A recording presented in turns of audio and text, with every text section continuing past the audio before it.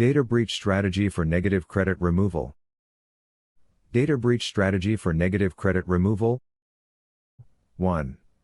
Data breaches and identity exposure. All consumers have likely experienced multiple data breaches over recent years, including high-profile incidents, for example, Equifax. These breaches compromise personal data, such as social security numbers, birth dates, and account credentials, potentially making individuals vulnerable to identity theft. Despite minimal direct evidence of misuse, legal frameworks acknowledge that exposure alone constitutes a compromise. Footnote: data breaches by corporations often result in compromised consumer data with little to no immediate accountability. 2. Initiating the credit defense process. Consumers should begin the data breach credit dispute process by pulling all 3 credit reports and FICO scores. Recommended platforms include Experian, which offers a comprehensive package for a nominal fee. After obtaining the reports, immediately freeze credit profiles with Experian, Equifax, and TransUnion. Credit should remain frozen except during specific, temporary application periods, for example, auto loans. Footnote: credit freezes act as digital deadbolts, securing personal data against unauthorized access and exploitation. 3. Filing a police report. The next step involves filing a police report for identity theft. The basis: compromised personal information due to corporate negligence in safeguarding data. Most departments offer online filing, where no uploaded documentation is required.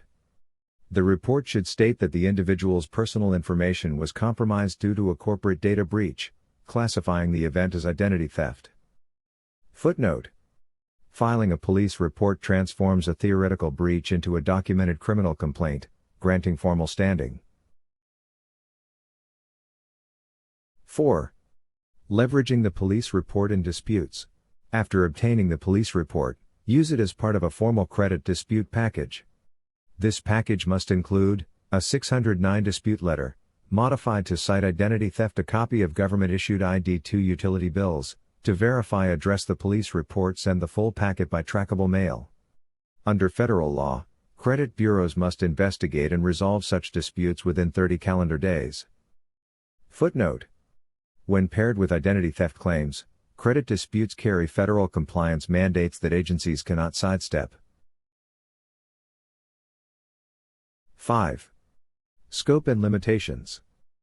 This method applies only to closed or negative revolving accounts, such as collections, charge-offs, foreclosures, repossessions, and medical debts. Open and positively reporting accounts should not be disputed.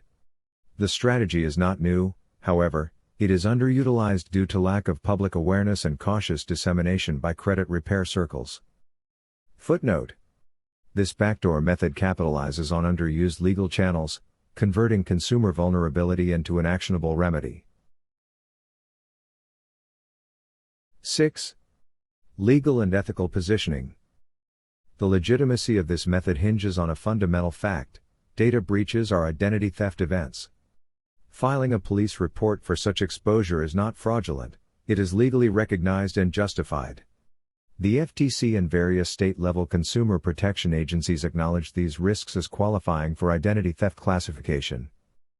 Footnote: federal and state policy frameworks acknowledge data breach exposure as a qualifying event for identity theft claims. 7. Best practices and mailing procedures. Always send disputes via trackable mail, not necessarily certified, to establish a verifiable timeline. This timestamp activates the 30-day investigation window. The majority of disputes are resolved swiftly when backed by police reports, as credit bureaus are legally restrained from contradicting documented law enforcement findings.